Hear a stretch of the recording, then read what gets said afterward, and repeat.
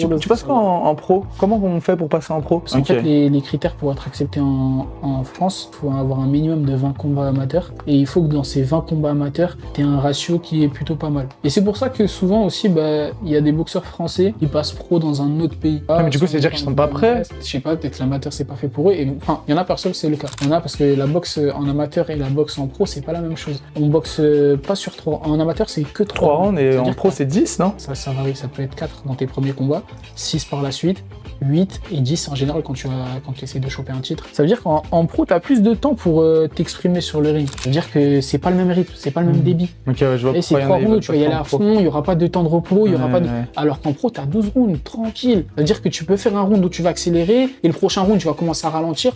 Même les premiers rounds en général sont des rounds d'observation. Ouais, bien sûr, le premier round, j'ai jamais beaucoup. Ouais, voilà, tu l'analyses. En amateur, t'as pas le temps d'analyser, t'as 3 rounds. Si t'en perds un, c'est fini, tu vois ce que je veux dire?